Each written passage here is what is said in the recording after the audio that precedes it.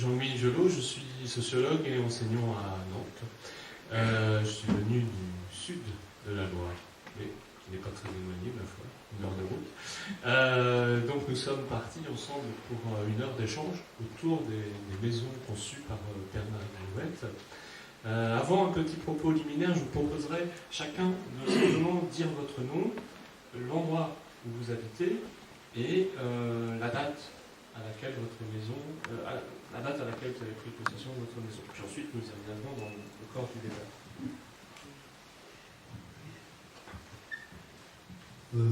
Ça porte, c'est bon. André Asséo, je suis un Parisien pur et dur qui possède une maison en l'île aux Moines, maison qui a été construite dans des circonstances qu'on sera peut-être amené à détailler par Bernard Guillouette. Voilà. Gilles Arié, j'ai une maison qui date de 1986-87 à l'île aux Moines. Pascal Maison. On parle de maison, vous voyez, ça fait faire des lapsus. Pascal Viennot. Bernard nous a construit une maison à l'île aux Moines il y a 35 ans. Et quand, lassé un petit peu de l'insularité, on a traversé pour être à Baden en situation de regarder l'île aux Moines de l'autre côté, on a acheté une maison existante déjà, dont il a eu la gentillesse de s'occuper pour la transformer en quelque chose qui est sa patte, c'est son style. Julie Méhaignerie, notre maison date de 1976, elle est vitrée. Jean-François Petiot, donc on a une maison qui était à Radon, qui a été construite par Bernard, je crois, en 1988. C'est toujours un débat avec ma femme, on n'est jamais d'accord sur la ligne, c'est à peu près ça. Donc c'est la plus récente Apparemment. Du panel là, Très bien. Donc, Daniel a introduit cet après-midi en évoquant la figure de Bernard Guillouette, votre parcours biographique, vos études, vos projets marquants, souvent au prisme du rapport Paris-Province. Et d'ailleurs, il m'a interpellé à un moment donné, et je voulais lui préciser, mais il a dû rentrer plus vite qu'il ne le pensait à Brest, que Jacques Lucan a une maison à l'Île-Dieu. Il n'a rien contre la maison, et c'est lui-même qui a conçu sa maison à l'Île-Dieu, sur une île, lui-même, et il passe toutes ses vacances. Comme quoi, Paris-Province, c'est plus compliqué qu'on le présume parfois. Puis, Christophe Guillouette a présenté ses architectures, les a décortiquées, pour ainsi dire, au prisme des notions de spatialité, de lumière, et j'y ai retrouvé parfois les quelques studios de Henri Seriani auxquels j'ai pu assister. Je me souviens d'avoir entendu dire l'architecture, c'est là où tu poses ta première opacité. Et j'ai réentendu des choses de cet ordre-là dans la lecture des maisons de Bernard Guillouette. Alors, avant qu'on entre plus avant dans ces maisons, ce qu'elles ont de particulier, la pratique que vous en avez, le bonheur sans doute que vous avez à vivre depuis pas mal d'années désormais, on va juste faire un petit propos liminaire autour de ces maisons et puis les montrer en tout cas chacune d'entre elles. Donc ce petit propos liminaire, j'avais essayé de l'organiser autour de la question. Ça marche pas? Autour de la question architecte breton, point d'interrogation, qu'est-ce que ça veut dire? Alors, je situerai ces maisons, pas seulement en Bretagne, en fait, dans une époque qui est celle de la révision de la modernité et que Daniel a tout à fait exprimé tout à l'heure. Moi, je situerai plutôt en Bretagne, certes, mais très très loin aussi, entre le Sea Ranch en Californie et, par exemple, mais il y en a d'autres, les Solaires, maisons Trombe de Font-Romeu. Alors, ici, ce sont des vues donc, du séjour de Kéraluide qui nous ont été montrées déjà tout à l'heure. J'ai les mêmes sources puisque Christophe m'a gentiment envoyé énormément d'images, donc qui m'ont aidé à préparer ce petit propos. Et voilà, par exemple, l'intérieur de la maison de Charles Moore, l'architecte du Sea Ranch, juste un peu avant la maison Kéraluide. Elle est certes plus ornée, plus décorée, mais on peut y retrouver des traits d'époque. Et il y aurait énormément d'exemples à citer, autres que ces deux-là que j'ai choisis de façon tout à fait arbitraire. Mais pour un petit propos liminaire, ça me semblait pertinent de rappeler que ce travail s'inscrit aussi dans un horizon de révision générale de la modernité. Alors qu'on a pu appeler régionalisme, et Daniel en a beaucoup parlé tout à l'heure, mais on verra que le régionalisme sur sa critique, finalement, ça ne vaut pas grand-chose.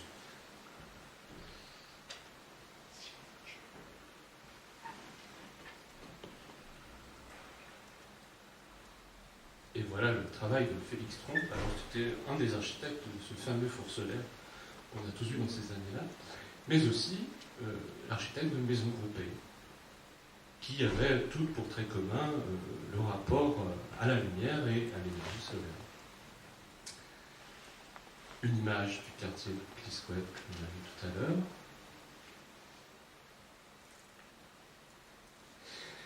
Alors, elle se situe donc entre le Sirente chez les Maisons Tronc, c'était un petit effet d'introduction, mais à l'épicentre du golfe du Morbihan, c'est évident, on l'a vu à travers les exemples, et puis sur toutes ces nombreuses maisons que vous m'avez transmises, on le voit, la plupart sont localisées quand même dans un cercle d'une 50aine de kilomètres autour de l'endroit où nous nous trouvons. Et ça commence, la période vraiment de densité très forte de ces maisons, c'est la décennie 1970. On pourrait la dater entre les maisons Lambert et Gropper. Il y a ces volumes tranchés, fragmentés, on en a parlé, les monopentes, les ponts inclinés, et en même temps une sorte de familiarité, et on en parlera sans doute, le bref échange que nous avons eu montre qu'il y a quelque chose qui arrête le regard et qui donne un air de famille quand même à toutes ces maisons, aussi différentes soient-elles, et dans des situations à chaque fois plus ou moins variées. On l'a vu tout à l'heure également, la maison Groupel, qu'on peut lire comme une décomposition cubiste, mais aussi dans un rapport presque tellurique au sol, et vous l'avez évoqué tout à l'heure pour la première maison, ce rapport à l'ancrage est certainement aussi une des clés de lecture. Mais il se trouve que l'architecte lui-même dans la salle, donc c'est un peu intimidant. Toutes ces choses. Il y a un rapport au sol très très fort, et le sentiment souvent que ces architectures émergent du sol. Et ça compte, je pense, beaucoup dans la lecture. Alors voici notre maison. Oui. Et bon, il y avait une crise à ce moment-là qui a touché le monde des architectes, qu'on a décrite comme la crise du postmodernisme. Il se trouve que les architectes voulaient être des intellectuels à cette époque-là. Et ils ont tellement bien réussi à l'être, au sortir des années 68, qu'ils ont inventé un des termes qui fera florès dans le monde intellectuel, qui est celui de postmodernisme, le postmoderne. Le postmoderne, aujourd'hui, on en parle encore en critique littéraire, on en parle encore en philosophie. Et l'ouvrage de Charles Jenks, qui nous a quittés cette semaine, le grand critique d'art et d'architecture anglo-saxon, est paru en 1977, le langage de l'architecture postmoderne. Et l'ouvrage inaugural de la notion dans le champ philosophique, c'est celui de Jean-François Lyotard, qui s'appelle La condition postmoderne, et qui est paru en 1979 aux éditions de Minuit. Donc il se trouve que les architectes étaient tellement des intellectuels qu'ils avaient réussi à devancer les philosophes eux-mêmes, d'une certaine manière, même si l'histoire est un peu plus complexe. Mais il n'en reste pas moins que cette crise, les architectes ont su s'en saisir, peut-être parmi les premiers dans les champs artistiques et culturels.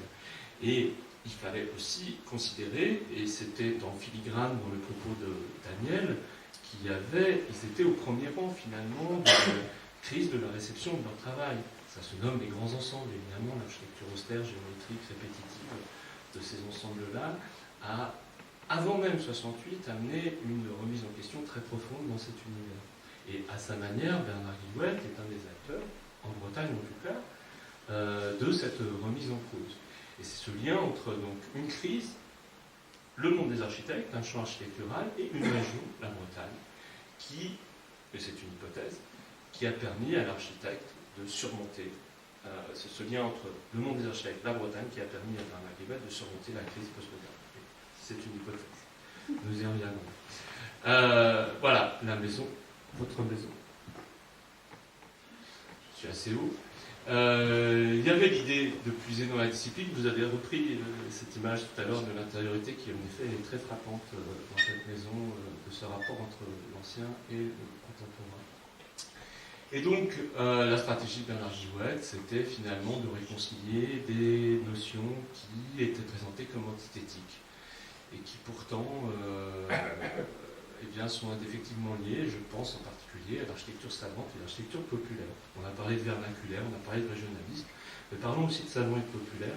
Et pour moi, en tant que sociologue, c'est vraiment l'image que je garde, c'est-à-dire c'est un regard savant posé sur un fait populaire, sachant que le populaire n'existe pas sur le regard du savant. Je m'explique.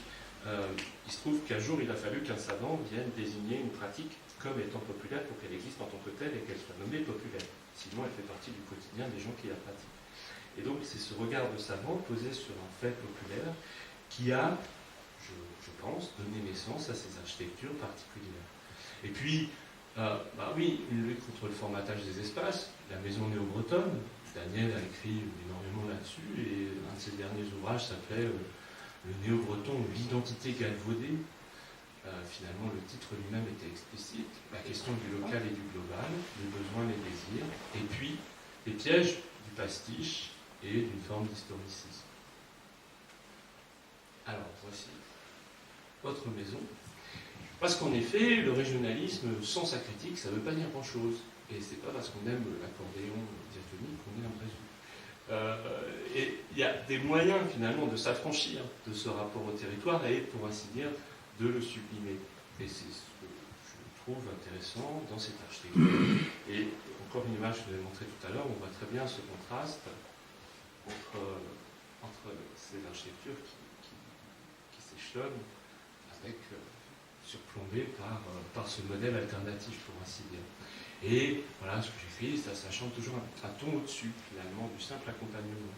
C'est ce qui rend ces maisons intrigantes et intéressantes. Intrigantes, que vous décriviez tout à l'heure. Et il est question aussi d'une diversité de matériaux, puisqu'il n'y a pas que du granit. On a vu que le bois, notamment, était énormément mis en œuvre dans ces architectures. Le verre, on le voit à travers les baies vitrées, les larges baies, les verrières, et loin en tout cas du néo-breton. La maison Piénot, qui m'a semblé intéressante justement parce qu'elle traverse un peu les époques et elle est un peu à la charnière. Elle annonce d'autres maisons. Et puis, donc, ces toitures qui descendent jusqu'au sol, les volumes imbriqués, les polygones, toujours cette idée de la tectonique de la maison qui émerge du sol, le goût des détails, le travail sur la charpente qui nous a été amplement restitué tout à l'heure, et puis, donc, pas seulement le parement pour dire qu'on est bien breton.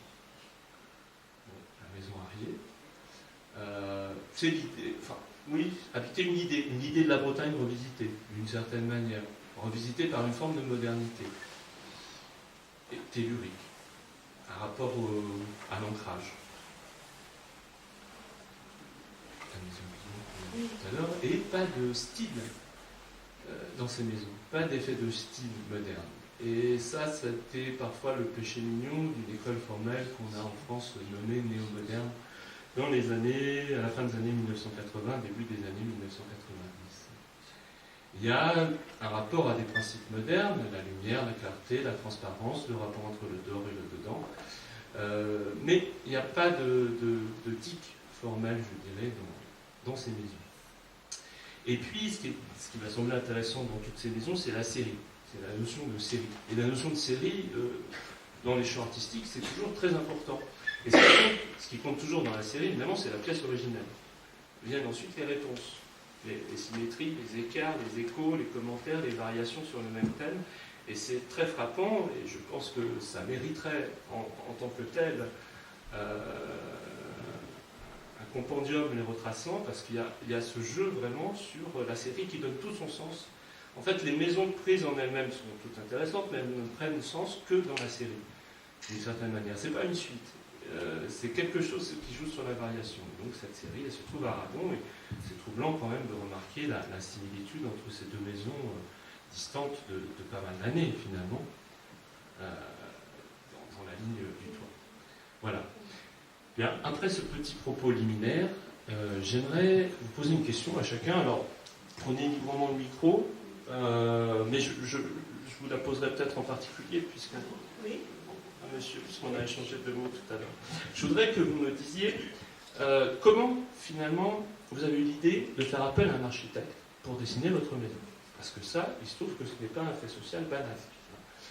plus de 80%, que dis-je, 90% des maisons qui se construisent en France le sont sans architecte. On connaît tous les avatars de ce phénomène et ses causes. Les 150 mètres carrés, c'était 170, 150, mais ça ne change pas grand-chose à l'histoire. Le CMI, le contrat de maison individuelle, la maison qui est rentrée un prêt bancaire. Enfin, je ne suis pas là pour faire un cours sur la maison. À tel point que j'ai un collègue, Éric Lapierre, qui a parlé il y a quelques années de la bombe sale de la ville contemporaine, la maison individuelle. Donc il y a vraiment une démarche qui est un peu iconoclaste, qui consiste à faire appel à un architecte. Et puis, deuxième étage de la fusée, pourquoi Bernard Guillouette? Pourquoi lui? Donc, vous m'avez raconté comment vous avez eu cette idée. En fait, moi je suis universitaire, enfin je l'étais, encore peu de temps, et je suis arrivé à Radon, enfin j'enseignais à Vannes, et j'habitais encore la Normandie. Et donc le midi, je calais toutes mes heures de cours sur 2 jours, je couchais à l'hôtel au GIP à Radon, ça s'appelait le GIP avant de s'appeler le Steven. Et puis, le midi, je me faisais des sandwichs et puis j'espérais le golf pour essayer de trouver un coin où poser mon sac. Et puis un jour, je passe devant une maison, donc j'aperçois quelques pans d'ardoise, un peu cachés derrière les arbustes. Et cette entrée m'intrigue beaucoup. Je me dis que c'est peut-être une maison intéressante. Et je prends le nom sur la boîte aux lettres et puis je téléphone une fois rentré chez moi. Je demande à la femme qui me répond quel est le nom de son architecte. Et elle me répond, c'est mon mari. Vous allez frapper directement à la porte. Voilà. Et j'ai pas été frappé aucune autre porte après.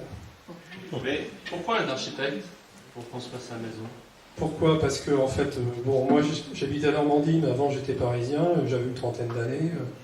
À cette époque-là, on rêvait tous de la longère en pierre. Vous voyez, c'était un peu le cliché que j'avais en tête. Et puis le fait de rentrer dans la maison de Bernard, ça a été un grand choc. Parce que je n'étais jamais rentré dans une maison avec de tels espaces. Je me suis dit, mais c'est ça que je veux, quoi, absolument. Et donc, la seule façon d'avoir ça, c'était de faire appel, non pas à un architecte, mais à Bernard Guillouette.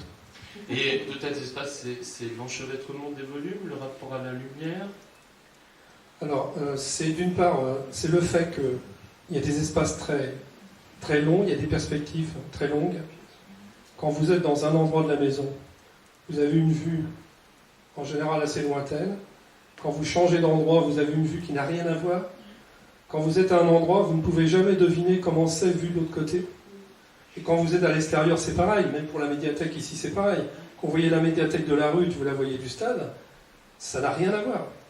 Et donc, il y a cet espace, je dirais, à l'horizontale, et puis aussi, effectivement, à la verticale, parce que avoir une hauteur sous la toiture, qui est à je ne sais pas combien de mètres, 7-8 mètres, c'est un luxe extraordinaire, et c'est un plaisir extraordinaire.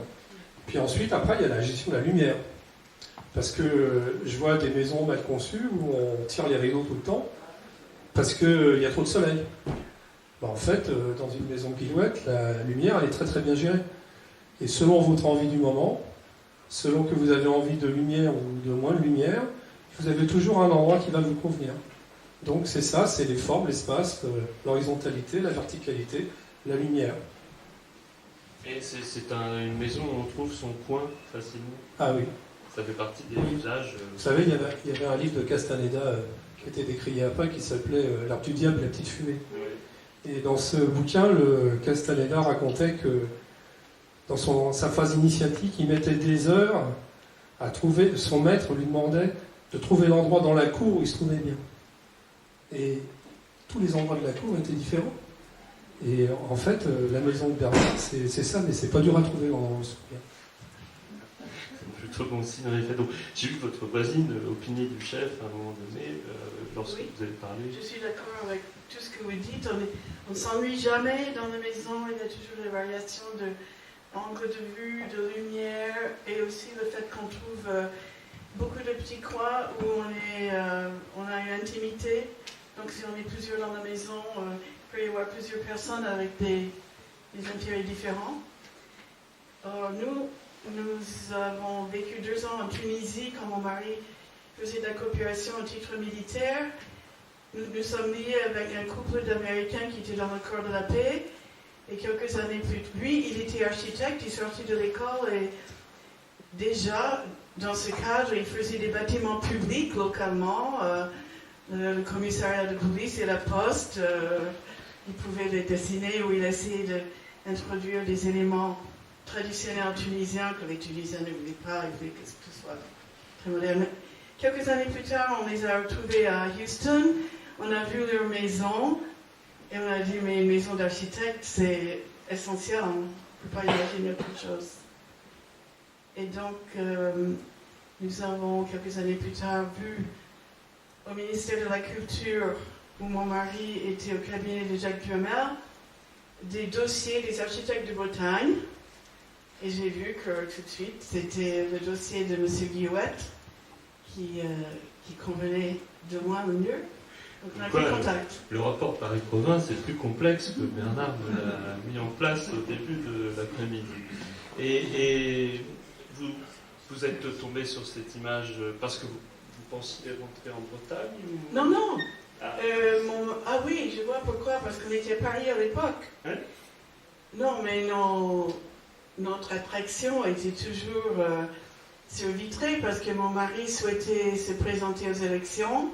On retournait tous les week-ends. Toute ma belle famille habitait à côté de Vitré et c'était le lieu où on a laissé s'installer, c'était clair. Oui. Merci. Pourquoi un architecte? Pourquoi Bernard Guillouette? Pourquoi un architecte? Parce que... Alors, pourquoi ici? Parce que ce sont des amis qui nous ont amenés ici et qui nous ont dit un jour, il y a un terrain à vendre à côté de notre maison, vous pouvez acheter. On ne l'a pas vu, on leur a fait confiance et on s'est retrouvé le propriétaire d'un terrain. Il y a au moins. Il y a pire. Bon, il y a pire. Alors on est venu. On est venu après coup, on s'est baladé en ayant fait l'envie d'acheter une maison, mais en sachant très bien ce qu'on ne voulait pas. On ne voulait pas des parallélépipèdes blancs avec des petites fenêtres et la para bretonne et le tout avec un plafond rond comme ça et puis la vue entre deux petites fenêtres. Bon. Donc il fallait que quelqu'un nous aide à trouver du volume. Parce que le volume, c'est respirer. C'est l'air. Pour un Parisien, venir ici, c'est pour trouver des pièces plus petites et plutôt plus fermées, moins lumineuses qu'un appartement parisien, ça n'a pas de sens. Donc on avait envie de maisons ayant ces critères, ouverture, vue, hauteur de plafond, lumière, et on s'est baladé dans l'île et dans le coin, et un peu comme vous, chaque fois qu'on a poussé une porte en disant à des gens... Chouette, cette maison qu'il a construite, on a pratiquement toujours dit, voilà, c'est Bernard Guillouette, c'est Bernard Guillouette, c'est Bernard Guillouette. Donc au bout de 3 ou 4 coups, on s'est dit, il n'y a pas à hésiter. Donc ça s'est presque imposé. Je ne dirais pas qu'on nous avait imposé le terrain, pas comme Bellusque, là, c'est une douce corvée, mais le personnage, le constructeur, lui, il est venu naturellement. Donc c'était un tirage au sort qui était à la fois aléatoire, mais pas tant que ça. Et aucun regret. Oui, et c'était selon vos goûts, enfin, vous avez sondé à ces différentes portes On a frappé des maisons qui nous paraissaient de l'extérieur répondre à ces critères. Et pour moi, la plus belle des maisons que Guillouette ait construite, pour nous, puisqu'on a eu la chance qu'il a intervenu 2 fois, c'est la 3e, c'est celle dont on ne parle pas. Celle dont on ne parle pas, c'est la maquette. Parce qu'avant la première maison, quand on a commencé à cheminer avec lui, un jour, en arrivant dans son bureau, on a découvert, mais grand comme la table, une maquette en carton de sa vision de ce que ça pourrait être. Et moi, j'ai été ébloui, attaché par cet objet, auquel on ne s'attendait absolument pas. Il ne nous avait pas dit qu'on aurait une maquette sur la table en débarquant ce jour-là, dans sa cabinet, qu'il a pris, qu'il a fait tourner. Il y avait des grandes fenêtres là sur la rue Bayou, oui, voilà. Et alors, sur la façon dont il la tournait, on voyait que la lumière rentrait comme ci, comme ça, par les différents côtés. Là, pour moi, la maison, on adore la maison que ça a construite, mais il y a un mythe d'éblouissement de cette maison en carton qui a précédé la vraie maison un an avant. Donc c'est... Enfin, le plus beau cadeau qu'il ait pu vous faire, c'était la maquette, non? Absolument. On l'aurait bien gardé. La maison n'était pas la même une fois construite? Oh, ben justement, on a forcément utilisé la maquette pour aller bouger les petits trucs. C'est ça qui a été drôle. Comme les enfants avec leur Lego, quoi. Alors, même question. Même question. C'est amusant parce que la question que vous posez Pourquoi un architecte, mais surtout pourquoi Guillouette? Moi, je ne suis pas sociologue, mais je l'ai posé environ 25 fois à des propriétaires de maisons Guillouette que j'ai visité avec ma femme. C'était une grande passion qu'on a faite pendant plus de 6 mois. On a visité dans toute la Bretagne les maisons Guillouette pour interviewer leurs propriétaires et pour poser précisément cette question. En ce qui nous concerne, moi je viens à l'Île-aux-Moines depuis l'âge de 2 ans. J'ai eu une chance inouïe de trouver un terrain à 50 mètres de la maison qui m'a vu naître entre guillemets à l'Île-aux-Moines. Et sur cette maison, donc l'Île-aux-Moines c'est une passion en ce qui nous concerne, et sur ce terrain, on a dit c'est la maison de nos rêves que l'on veut construire. À cette époque, on a vu, on a découvert, je crois que c'était une maison de Watt, qu'on a découvert en premier. On a été frappé à la maison, ça devait être la maison Bigan à l'époque. Et les gens qui l'habitaient nous l'ont fait visiter, nous ont dit quel était l'architecte, et c'est comme ça qu'on a vu qu'on fait la connaissance de Bernard Guillouette. Et à l'Île-aux-Moines, on a visité toutes les maisons de l'époque, et je parle dans les années 85-86, on a visité toutes les maisons, celle de M. Viennot, à l'Île-aux-Moines, et c'était à l'époque la maison certainement qu'on préférait, maintenant évidemment c'est la nôtre. Mais on a visité toutes les maisons Guillouette et on a été superbement bien accueillis. Et donc, ce qui nous a conduit chez Bernard Guillouette, à qui on a dit comment on voulait vivre, ce qu'on voulait, etc. Et en sortant de chez Bernard Guillouette, j'ai dit à ma femme, bon, je pense qu'on ne joue pas dans la même cour et qu'on peut oublier Bernard Guillouette parce que ce n'est pas tout à fait dans nos corps. Et 1 an plus tard, Bernard Guillouette nous a appelés. Et il nous a dit qu'il était passé devant notre terrain, qu'il avait fait 4 petits dessins, que si on voulait les voir, on pouvait venir. 2 jours après, on était rue Billot. On a vu ces dessins et on s'est dit, mais il a tout compris. Et c'est comme ça que nous sommes rentrés en Guillouette. Oui, on a l'impression, vous entendez, que c'est presque une amicale. On est rentré en Guillouette, c'est une amicale qui s'est solidifiée au cours des années. On a une maison, évidemment, c'est la maison de nos rêves, ça on peut le dire. Et voilà, donc on est entré vraiment en Guillouette. Il faut en effet souligner ces éléments parce que je pense d'une part qu'il est rare qu'un architecte consacre autant d'énergie et dans le temps et dans le nombre à la construction de maisons individuelles, c'est assez rare, surtout quand il n'y est pas forcément contraint. J'imagine que vous avez d'autres chantiers à gérer. C'est assez rare à signaler. Et c'est assez rare de signaler qu'en effet, les usagers eux-mêmes constituent une sorte de société informelle. Le fan club. Ça mérite d'être souligné. Oui, je veux dire d'abord que pendant un certain nombre d'années, nous avons passé le mois de juillet de chaque année des années 70 dans une maison qui avait été conçue et construite par Bernard Guillouette, ce qui nous a familiarisé avec ce que c'était que de vivre là-dedans. Donc, il était assez évident que si nous voulions construire quelque chose, nous nous adresserions en priorité à lui. Ce que nous avons fait, dans des circonstances très particulières, puisque c'est, autant que j'ai compris, toutes les maisons que vous avez montrées partaient de zéro. C'est-à-dire, c'était un terrain nu sur lequel elles ont été érigées, je crois.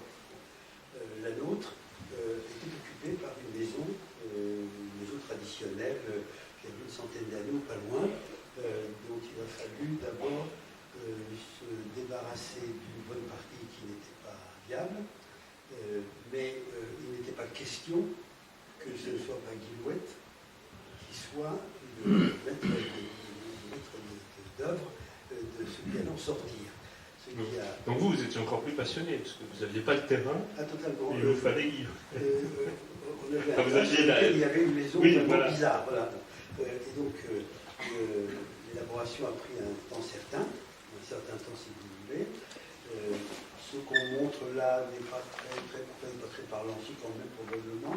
Je dois vous dire en passant que le fait de conserver le corps de bâtiment qui se trouve à droite, ce n'était pas voulu par nous, mais ça nous permet de disposer du moteur de fêtage qui normalement est interdite, puisque normalement on ne peut pas construire à cette hauteur.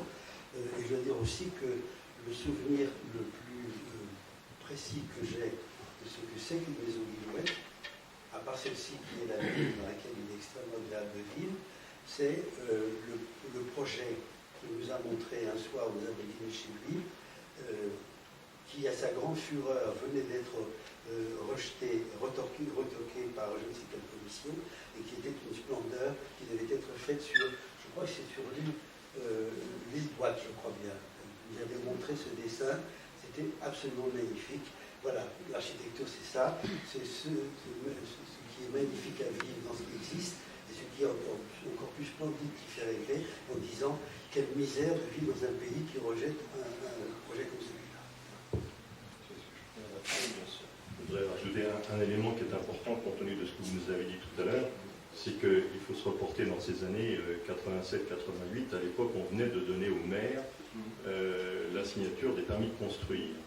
Et Bernard Guillouette nous dit, à l'île aux Moines, ils en ont marre des maisons Guillouette. Donc si c'est moi qui signe les plans, ça ne passera pas. À l'époque, le maire, je ne donnerai pas son nom, mais j'aurais bien envie de le donner. Il venait donc d'avoir cette prérogative. Et donc Bernard nous a envoyé une lettre pour lui dire, compte tenu de la superficie de votre terrain, de la superficie de votre maison, vous pouvez déposer le permis de construire à votre nom en mairie. C'est ce qui a été fait.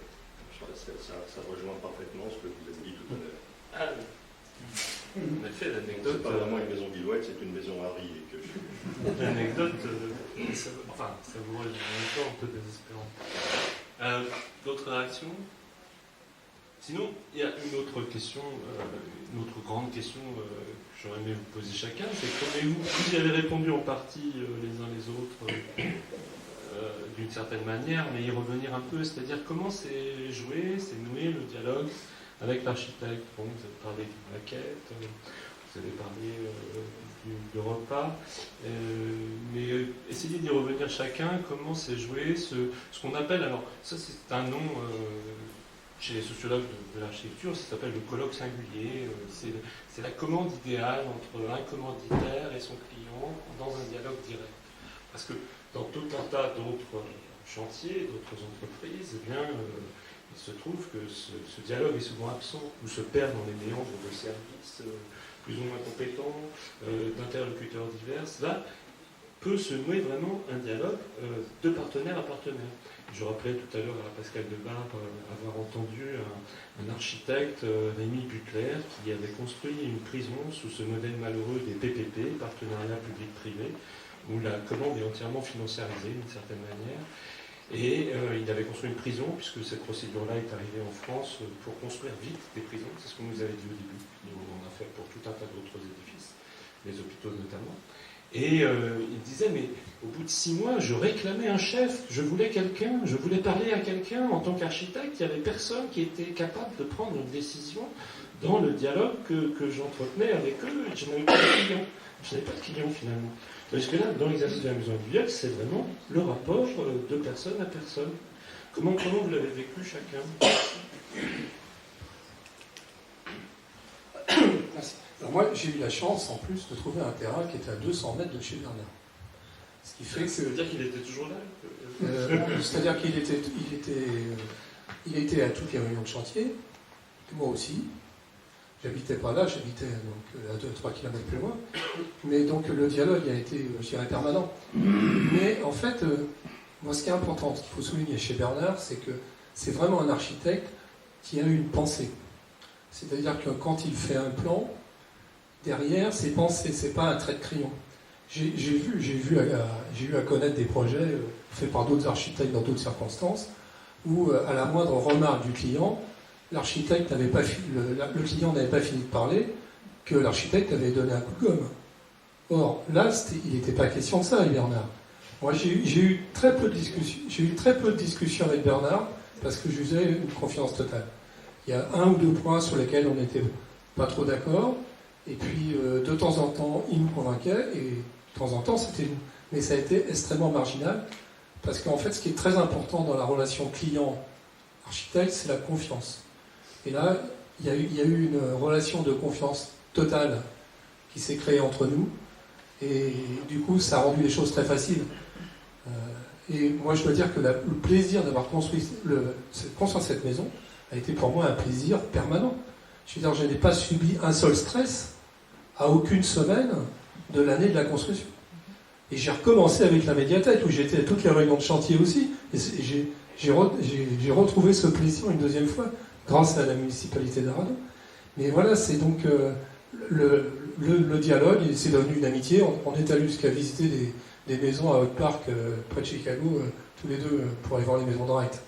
Donc voilà, le dialogue, il a été on ne peut plus serré, quoi. Et le lien avec les entreprises, puisqu'il y a un ancrage dans la région très fort, il est facilité par ce biais-là ou... Alors, Bernard avait quelques corps de métier avec lesquels il avait des correspondants, je dirais, attitrés. Et donc, il y avait un très très bon menuisier qui était au Ray. Il avait trouvé un très bon maçon qui ne connaissait pas dans la maison. Et puis il y a des corps de métier avec lesquels c'était plus compliqué. Et avec lesquels il changeait à chaque fois. Donc soit il tombait bien, soit il tombait moins bien. Oui, c'est l'inverse qui surprend. Voilà, mais bon, moi, mais j'ai pas été concerné par ça. Alors, Madame Meignery, comment ça s'est passé pour vous, ce dialogue avec l'architecte? Oui, nous sommes allés visiter la maison des Guillouettes et puis une autre maison aux îles aux Moines. Ça nous plaisait, mais quand on a vu les plans, on était un peu mystifiés, on n'arrivait pas, c'était pas très clair pour nous ce que ça allait donner. Et donc, ils nous ont fait une magnifique maquette. Et même avec la maquette, on était surpris parce que les fenêtres étaient placées dans des endroits peut-être pas évidents. Et comme vous dites, il y a le concept qui est là, tout est réfléchi. Chaque fenêtre était là pour une raison, la dimension et l'emplacement pour capter une image, comme un tableau quelquefois. Et donc nous étions quand même tout à fait en confiance. On n'a jamais eu d'inquiétude. On a vu tout à l'heure. Il y avait une chose nouvelle, c'est qu'ils ne connaissaient aucun des corps de métier. La vitrée. Oui, c'était un peu éloigné. Enfin, mais ça s'est bien passé, et je dois dire que la menuiserie dans cette maison était énorme quand même. Donc toutes nos fenêtres sont en bois, fait sur mesure, et beaucoup d'autres choses en bois. Enfin, ça nous a beaucoup plu, mais c'était un défi sûrement. Ce plan organisé presque entièrement sur des demi-niveaux, ça vous a pas troublé? Non, on aimait bien. Mais vous avez vite compris dès les plans la manière dont l'espace allait se distribuer? Pas vraiment, mais on visitait au fur et à mesure. Et récemment, j'ai vu le chef de l'entreprise de maçonnerie qui est maintenant en retraite. Il était jeune à l'époque, on en a parlé. Il a dit oui, votre maison était très compliquée. Il se rappelait toujours. Moi, j'avais pas compris. Avant de voir la maquette, j'avais pas compris que j'avais 3 niveaux. Je croyais que j'en avais que 2. Oui, de toute façon, c'est très difficile. C'est en effet la compétence de l'architecte, et lorsque ce n'est pas son métier, c'est très difficile de se projeter dans un espace. Mais c'est aussi ce qui fait la fortune des constructeurs de maisons individuelles. Et c'est le talon d'Achille des architectes qui ont du mal à faire passer ce savoir-là auprès de compatriotes lambda qui n'ont pas forcément de culture architecturale. Vous savez, vous parlez, si vous rencontrez une personne inconnue que vous souhaitez séduire, vous pouvez lui parler de littérature. On a tous fait du français au lycée, ou de l'anglais dans d'autres pays, ou du français. Vous pouvez lui parler de musique. Mais je vous déconseille de lui parler d'architecture. Vous allez au-devant de sa compréhension. Et donc, comment ça s'est passé pour vous? Je distinguerai 2 temps.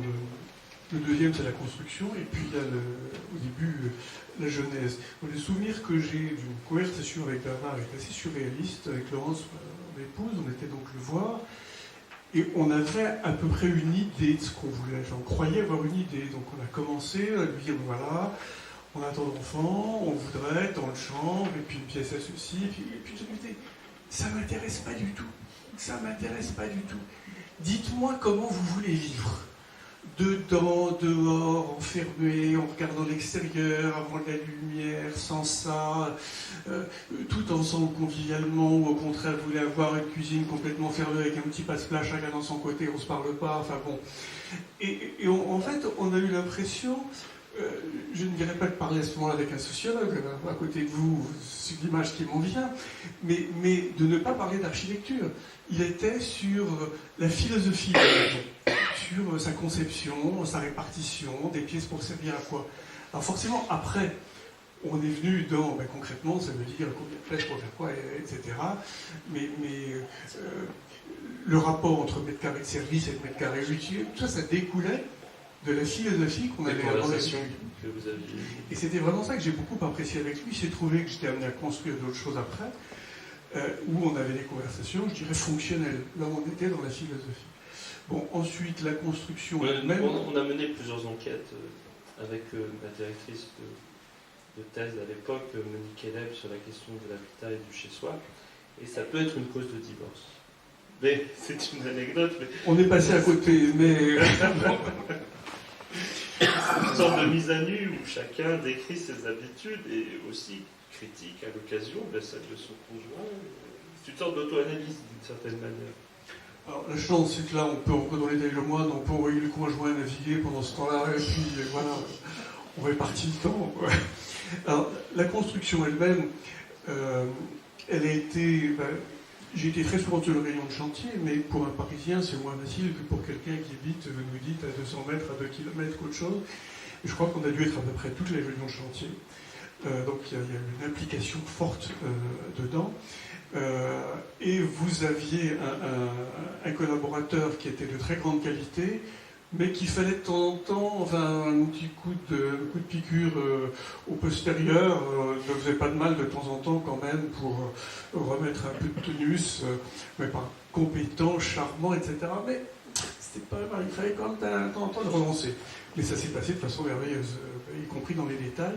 Et alors, comme vous, je dirais qu'on a eu la chance de tomber sur un merveilleux menuisier. Sur un merveilleux menuisier qui était dans la région et qui a fait que toutes ces charpentes, ces fermes, ces placards étaient réalisés de façon plaisante. C'était des éléments de décoration par eux-mêmes en plus d'être fonctionnels. Je dirais moi aussi. C'est pour ça que j'imagine, de toute façon, si vous avez accepté de participer à cette table ronde, c'est aussi parce qu'on On avait avait des cours et bon souvenir. après 90% des artisans qui ont fait notre maison sont aujourd'hui des amis à Lille-aux-Moines. Ils sont, pour ceux qui sont toujours actifs, même pour ceux qui ont pris leur retraite, que l'on voit, les plombiers, alors la SAM à Auray a changé de main, mais on en parle partout avec amour, bien sûr. Tout le monde, et puis c'est des chantiers, on venait nous de Paris et on couchait à Vannes, parce qu'à l'époque on ne voulait pas que les gens Lille-aux-Moines sachent qu'on avait fait l'acquisition de ce terrain qui était, je pense, qui était en friche mais qui était certainement très convoité par nos deux voisins. Et l'anecdote sur le permis de construire en Didon, sur aussi la surveillance culturelle quand même qui peut exister sur une petite île, j'imagine. Absolument, mais aujourd'hui les artisans ont d'excellentes relations avec eux et certains sont devenus des amis. Voilà. Et avec l'architecte, comment les choses ont accouché? Bon, on se voit pratiquement toutes les semaines, mais non, mais voilà. Et c'est une relation de passion aussi. Et puis, faire un aveu, c'est Christophe qui a refait notre appartement à Paris. Donc on est très lillois. Et vous, alors, comment les choses sont arrivées? Tout ce que vous avez entendu là, je ne peux qu'y souscrire.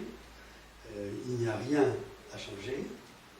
Et cependant, je suis persuadé que les expériences de chacun d'entre nous sont différentes. Seulement, on ne peut pas les exprimer. Tout ce qu'on peut dire, bravo, vive l'architecte Guillouette, vive ce qu'il a fait.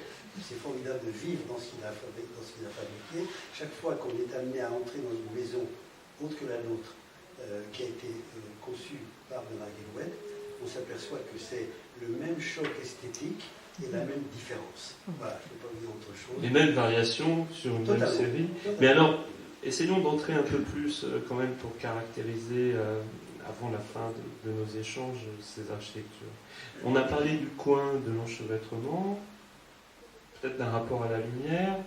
À quoi est-ce qu'on reconnaît chacun À quoi est-ce qu'on connaît D'abord, aux perspectives, on est à chaque fois chez soi et on ne sait pas ce qu'il y a derrière le pan de mur qui, pourtant on connaît évidemment, ce qui est derrière le pan de mur qu'on est en train de loger, on ne sait pas ce qu'il y a. Il y a la surprise qui attend, une surprise toujours utile, toujours pertinente. Elle n'est jamais gratuite. Voilà. Moi, je ne vois pas ce que je peux ajouter d'autre. C'est à chaque fois un plaisir renouvelé de se trouver dans cet endroit. Et les matériaux, par exemple? Les matériaux sont d'une parfaite noblesse.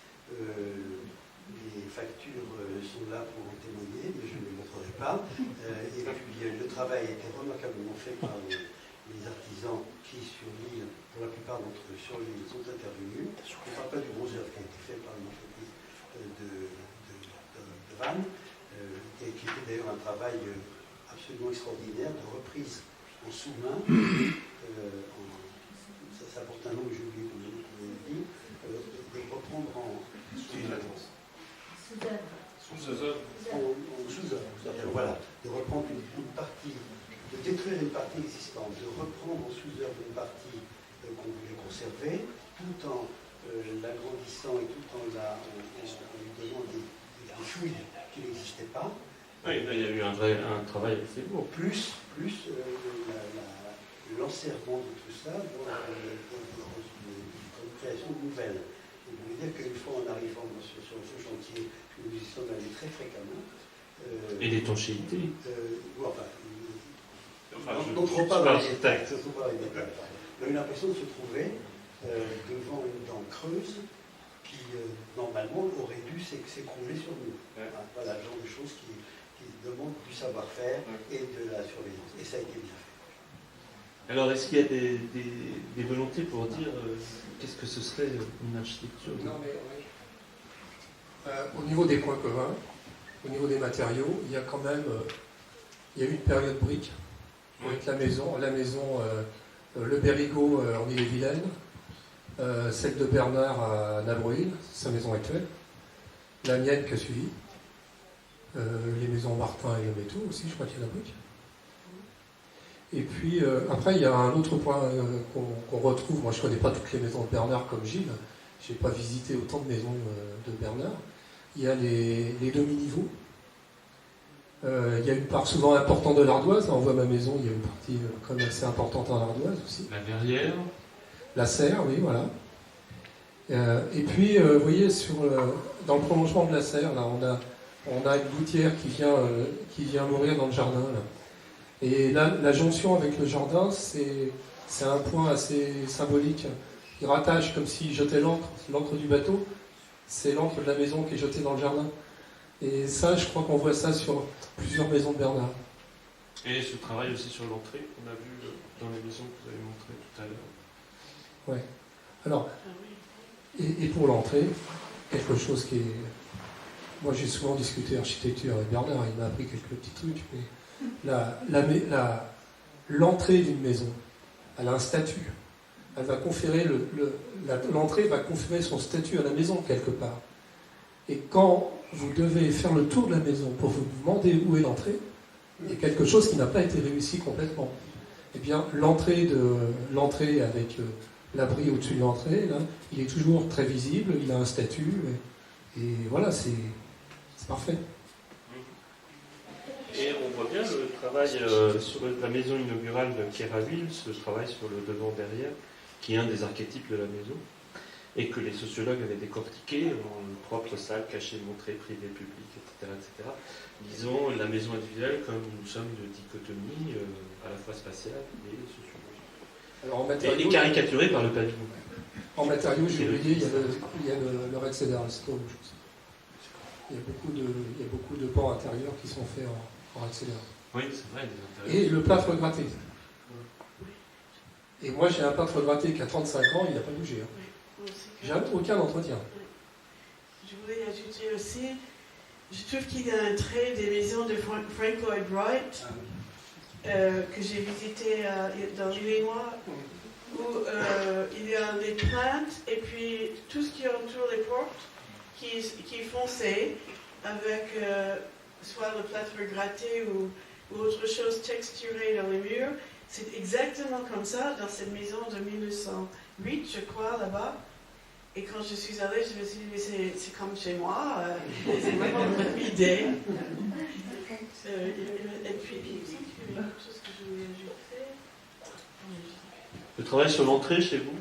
Oui, l'entrée est vraiment très bien. Ouais. Il y a une première petite pièce où, d'un côté, un grand placard pour les vêtements et les coussins des chaises du jardin. De l'autre côté, toilette invitée. Après ça, on passe des portes vitrées, des portes avec des vitres. Une deuxième petite pièce entrée. Et puis on monte à l'escalier, un étage pour arriver au séjour. Beaucoup d'étages. Au point où mon mari me dit maintenant, je vais tomber dans les escaliers. Bon, ça c'est le revers des demi-niveaux lorsqu'on habite longtemps une maison. Moi, j'évoquerais trois choses. D'ailleurs, elles paraissaient évidentes quand on a vu toute cette série de photos les unes après les autres. C'est la lumière, qu'il recherche toujours, et puis c'est pour ça que selon que la maison est face à l'est, à l'ouest, au nord, au sud, elle n'a pas la même configuration chez lui, mais c'est toujours la lumière. Les toits, ces grands toits longs, plats, qui descendent. Et puis alors, il y a quelque chose qui me paraît frappant, c'est les angles. Parce que visiblement, Bernard est fâché avec les courbes et avec les ronds. Hein, on n'a jamais vu dans une maison, quelle qu'elle soit, deux pans qui se raboutent autrement que par un angle vif. Donc, vous en montrez encore quelques-unes. Là, on est uniquement dans l'angle aigu avec un panneau très vertical et un panneau qui descend longtemps vers le bas. Je trouve que ces maisons sont presque encore plus reconnaissables de l'extérieur que de l'intérieur. Et même dans la maison, il y a des angles. Mais bien sûr. Absolument, et celles de l'île d'Ouad tout à l'heure sont des manifestes, en fait, c'est un peu l'achèvement de ce processus. Je voudrais ici faire un remerciement à Madame Guillouet, qui, l'année dernière, au cours d'un déjeuner, nous a donné la permission d'entamer l'écriture d'un livre sur l'œuvre de Bernard Guillouet. Et je la remercie infiniment pour m'avoir donné cette autorisation que j'essayais d'avoir depuis à peu près une dizaine d'années, chaque année en insistant énormément. Donc vous avez des idées Oui. sur ce qui fait la particularité d'une maison de Bernard Guillouet. Alors, pour nous, c'est des maisons qui sont faites pour y vivre et non pas pour être vues. Et ça a été très expliqué dans les deux présentations précédentes. Je crois que ça, c'est une particularité. Il y a tellement d'architectes qui font des maisons pour qu'on les voit et qu'on les identifie comme telles, alors que ce qui caractérise les maisons de Bernard Guillouet, c'est ce qu'en pensent les gens qui les habitent. Et c'est vraiment des maisons pour y vivre.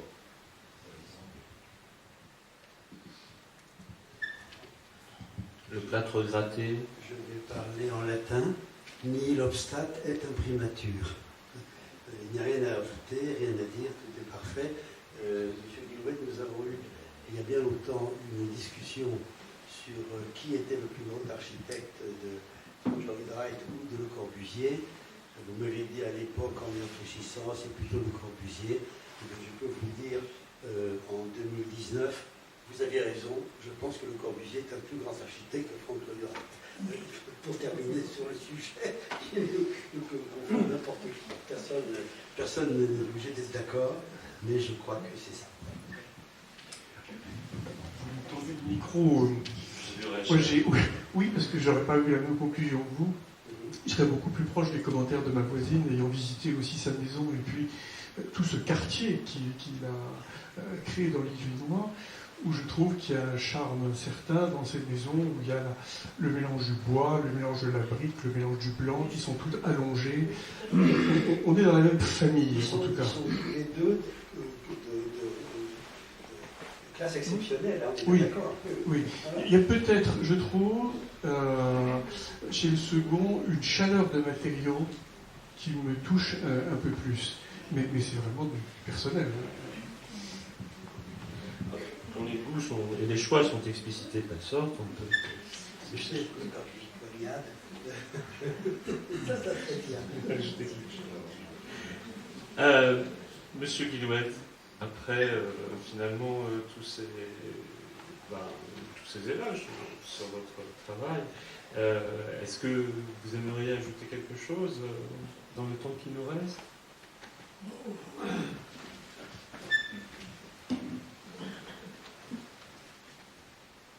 C'est assez. Oui.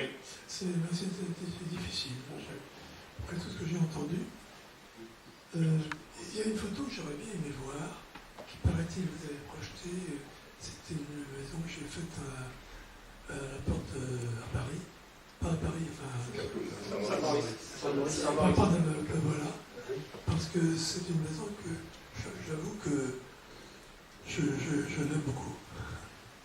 Et On devrait pouvoir trouver ce sujet chez nous. On l'a vu tout à l'heure. ah, oui, moi je l'ai pas vu. C'était pas là. Un peu avant. Bon, écoutez, je ne vais pas vous Pas avant. Si, si, on va la retrouver assez rapidement. Pas avant. Voilà. On prend deux. Ah, Voilà. voilà, oui. Sur Val d'Inseine, voilà. Alors, Sans avoir l'adresse, vous allez la voir. oui, parce qu'il faut imaginer le contexte. Hein. Là, la façade qu'on voit à droite,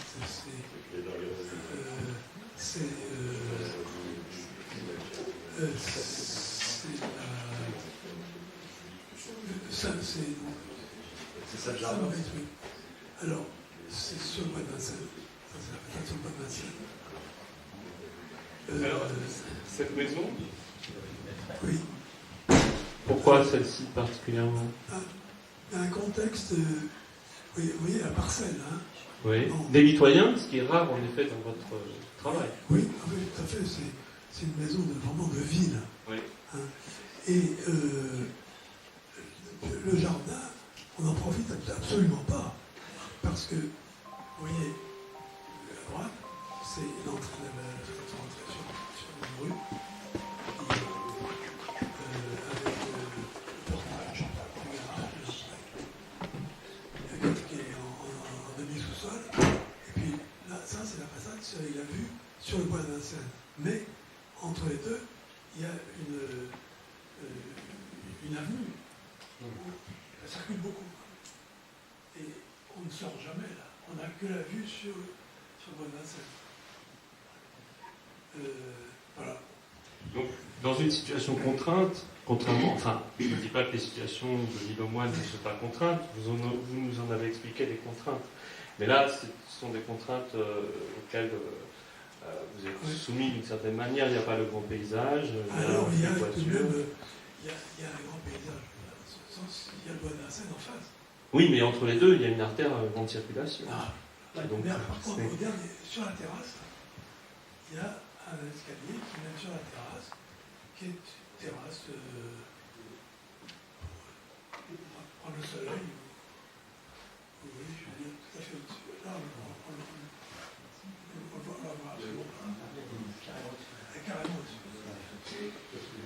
Combien en avez-vous conçu des maisons en tout? Oh, écoutez, À peu près, je compté. à la dizaine près. Je sais pas, avec mon frère, pas tout à fait de la génération, hein, qui s'appelait Guillou. Oui, on en a parlé en début d'après-midi, oui. Il en a construit 10 fois plus que moi. C'est toujours ce que tu dis, ça. Combien j'en ai construit? Moi, je n'ai jamais compté. Oh, juste quelques-unes. Et que pensez-vous de tous ces retours? À l'île aux Moines, on en compte environ une petite vingtaine. Petite vingtaine à l'île aux Moines. À Arradon, il y en a probablement pas moins d'une petite vingtaine. Oui, si. Et puis dans le reste de la Bretagne, il y en a encore une petite vingtaine. Voilà. Une estimation. Une centaine en tout. Pardon? Oui. Ça fait une centaine en tout. Ce qui est remarquable. Non, je ne suis pas sûr. Il n'y a pas beaucoup d'agences d'architecture pour construire sur maison. 100, c'est pas beaucoup, mais Oui, 100, ça me paraît loin. 60, certainement. Même 60. Bon, des maisons individuelles. Je suis Oui, oui. très heureux d'avoir entendu plusieurs candidats. Oui, sur la Et on remercie. Bien, merci à vous. Est-ce que la salle veut intervenir, poser des questions?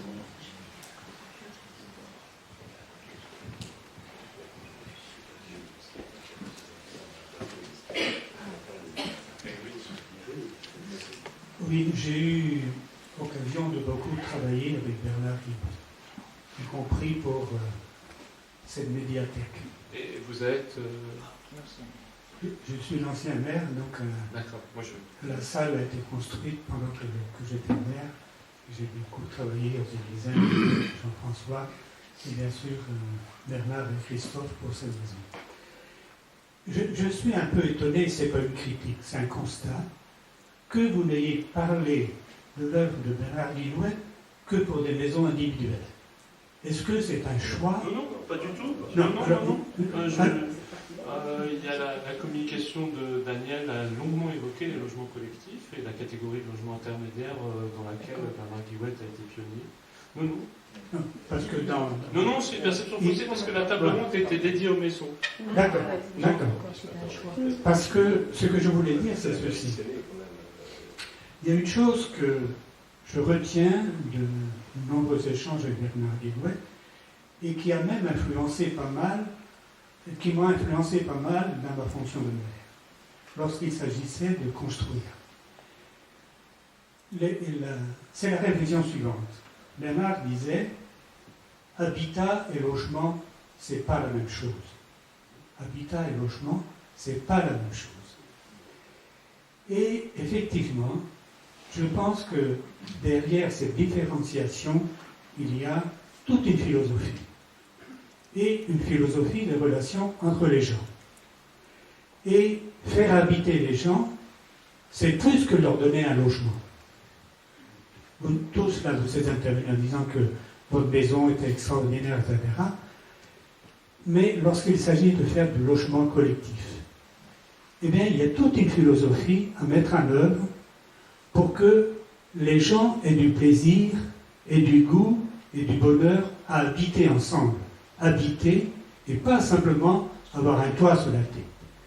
Et je vous dis que cette réflexion de Bernard Guillouet a beaucoup influencé mes actions ensuite lorsqu'il s'est agi de faire des lotissements. Il m'a fait par exemple un gros lotissement à la Brèche et c'était pas Bernard l'architecte nécessairement des différentes tranches qui ont été réalisées, mais cette réflexion m'a amené à dire de faire des réflexions et parfois d'indiquer des directions à des architectes par rapport à des constructions.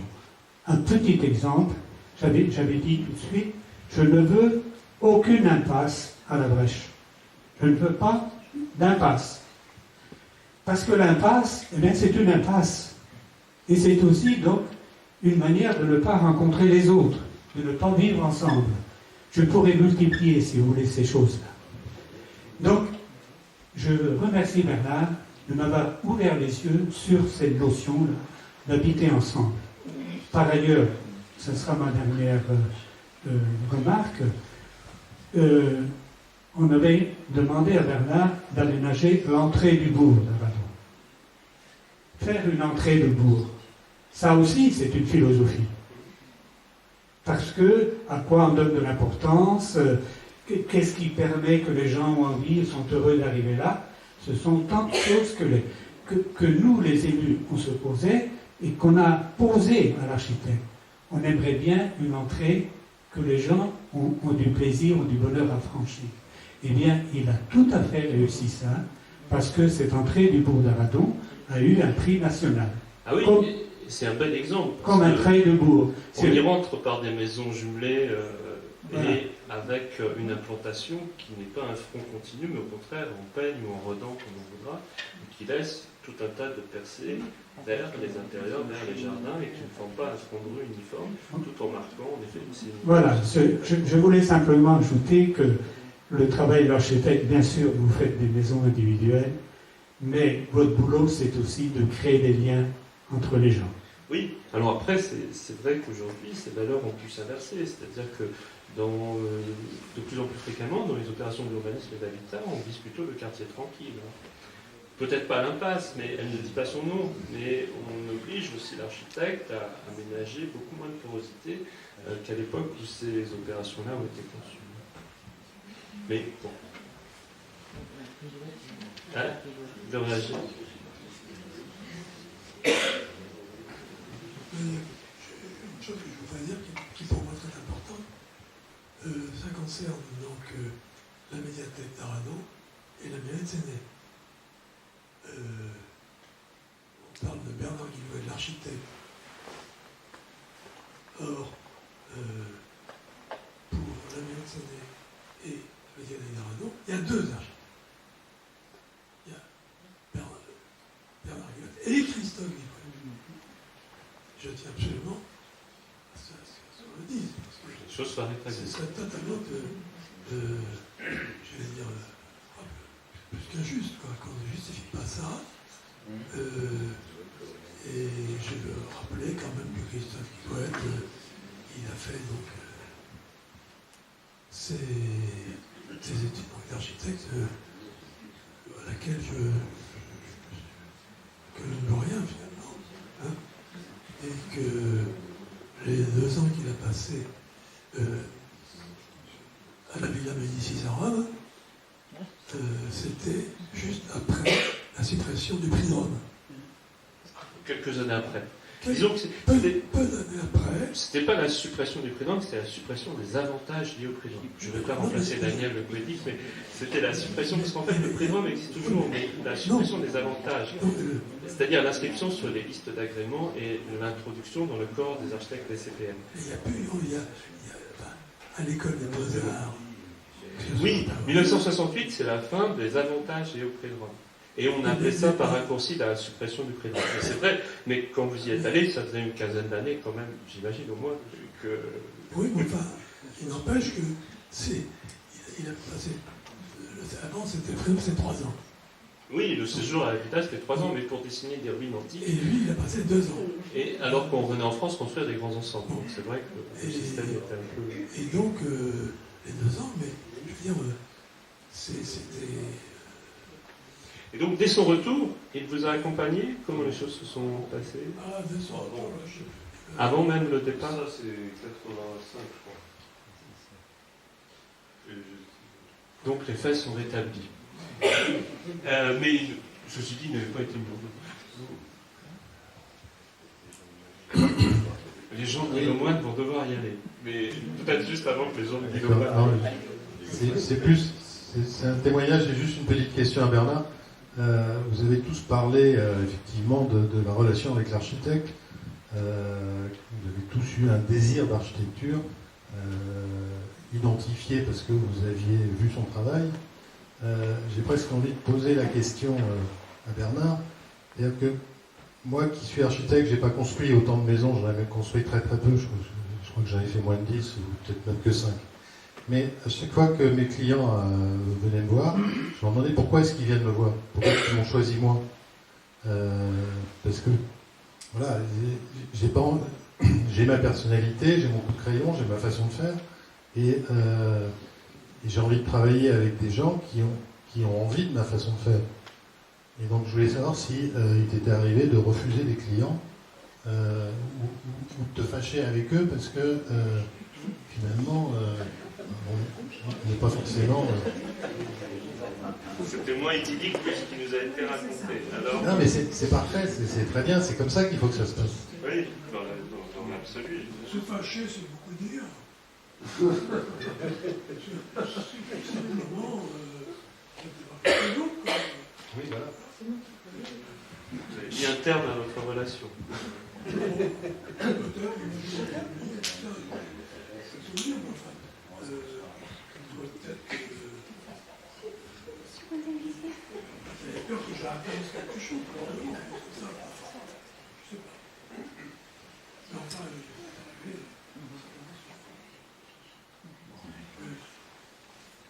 Une intervention de votre fils. Merci Jean-Louis. Oui, je voudrais un petit peu compliquer les choses. J'aime bien que les choses... André Gall, j'aime bien ta question parce qu'il n'y a pas tellement de réponse. À savoir qu'effectivement, nous parlons principalement, pas que, mais principalement de maisons individuelles. Et je pense que ta remarque est peut-être due à un défaut de la communication de tout à l'heure, où j'aurais voulu faire comprendre, pour dire les choses, du coup essayer de les dire très simplement. Je crois que je ne suis pas arrivé, mais je voudrais continuer à y travailler, que c'est en travaillant dans des rapports, ce que nous sommes en train de faire, réciproque, de confiance entre l'architecte et son client, que quelque chose de social se prépare et se fait réellement, on va dire. C'est-à-dire que, et ça, j'y crois beaucoup. Je crois que c'est très important. Ce ne sont pas, certes, ils sont privilégiés. Ils n'arrêtent pas de le dire, ils sont contents. Mais tout cela a une vocation, je crois, sociale. Et quand je dis c'est pas que je crois parce qu'il faut bien mettre une morale quelque part. Je pense que les maisons de Bernard Guillouette, c'est ça. C'est vraiment ça. Et il peut y avoir des très bons architectes qui sont des bons producteurs de forme, des grands esthètes, des gens qui font des choses très belles. Et là, c'est plus que beau. C'est-à-dire, c'est pas seulement beau. Et quand André Asseo, la petite remarque sur la dispute entre Wright et Le Corbusier, pourquoi Le Corbusier l'emporte? Parce que Le Corbusier, c'est un architecte qui, malgré son égotisme monstrueux, etc., c'est quelqu'un qui avait le souci de faire vivre la société ensemble aussi. Je crois que... Alors après, bon, moi je fais cette proposition-là, mais c'est pour ça que j'ai voulu rentrer dans le détail tout à l'heure pour montrer mais comment ça se fait. Et je pense que ça se fait quand on fait bien son métier d'architecte. Et j'insiste même sur le mot de métier. Comment on construit. Comment un espace... non, il faut le construire. Ça veut dire qu'il faut établir des éléments constructifs dans un certain ordre, etc. Oui. J'ai bien perçu la visée disciplinaire, au sens de la discipline, qu'il y avait derrière votre propos. Mais je n'en ajouterai pas moins que vous m'avez parlé d'un architecte sociologue. Donc je garderai ces deux versants aussi. Il y a l'espace, et puis il y a le témoignage d'appropriation qui nous ont été livrés. Et moi j'ai vu des dispositifs fort bien conçus être reçus avec beaucoup de bonheur par une famille, aller voir les voisins dans le même dispositif et le critiquer pour ce que les autres trouvaient être de qualité. C'est très compliqué, les études. Enfin, j'enfonce une porte ouverte, mais l'architecture, c'est vraiment une figure à risque. C'est une figure à risque. Le projet, c'est une figure à risque. Et il est rare d'entendre quand même, bon, même si vous avez accepté de venir, c'est peut-être satisfait de votre maison, mais autant de satisfaction et même de révérence envers l'architecte. Est-ce qu'il y a d'autres réactions? Sinon, les gens disent au moins de vous rentrer à la nage, mais peut-être une dernière prise de parole.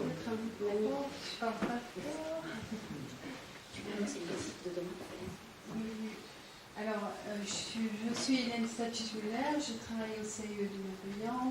Il y a de nombreuses années, on travaille sur, on va dire, une médiation culturelle autour du travail de Bernard Guillouette, entre autres autour du fonds d'architecture qui a été déposé aux archives départementales. Ce que je voulais rapporter, c'est qu'on a privilégié évidemment l'habitat individuel, mais c'était difficile de faire tout visiter. D'abord ici, on a fait une opération en entrée de bourg qu'on aurait pu visiter aussi. On l'a fait en 2006 lors des semaines de l'architecture. On a déjà organisé également des visites à Clisquet et sur Vannes sur le logement collectif, le logement intermédiaire de Bernard Guillouette. Et on va recommencer demain à 14h30 pour visiter deux opérations, à Bellemort et à Veldron, mais aussi les hameaux de Clisquet dans lesquels on va rapidement cheminer. Et ensuite, on va encore visiter un des derniers, je ne dis pas dernier, mais on va dire que c'est la même période de construction que les archives départementales, C'est un immeuble d'habitation HLM, on va dire, collectif dans le quartier de Rouen et de 92. Donc l'intérêt de logement collectif, évidemment, est semi-collectif. Pour dire que mon angle de point de vue de visite sera aussi de montrer que Bernard Guillouette a construit des magnifiques villas sur l'île aux Mains et à Ouate, mais aussi des logements extrêmement intéressants en HLM à Clisquet, à Rouen. Donc on n'est pas que à Clisquet près de Conlon, là, on est aussi à Rouen, c'est vraiment un quartier. Et qu'à chaque fois, c'est des entrées de ville. Clisquet a été une entrée de ville aussi, avec une certaine monumentalité, qui a donné un petit peu de corps à ce quartier qui était, pour le coup, avec beaucoup de maisons individuelles. Pour juste conclure, en tout cas, mon point de vue sera celui-ci, c'est de bien voir comment Guillouette a intégré toutes ces notions d'habitat aussi dans le collectif. Voilà, avec des semi-niveaux, des duplex bas, des duplex hauts. Les plans sont très complexes et je comprends que parfois on a du mal à les lire. Et voilà. Donc à demain, rendez-vous 14h30. Rappelons aussi qu'il y a un petit souci, mais il va être surmontable. Il y a une course pédestre, donc partout il y aura des affichages comme quoi on ne peut pas passer, mais on pourra quand même venir se rejoindre. Merci aux institutions qui ont contribué à organiser cette journée, la Maison de l'Architecture, le CILE, et merci à Christophe Guillouette qui a montré énormément d'ardeur depuis le début de l'été pour l'organisation de cette journée.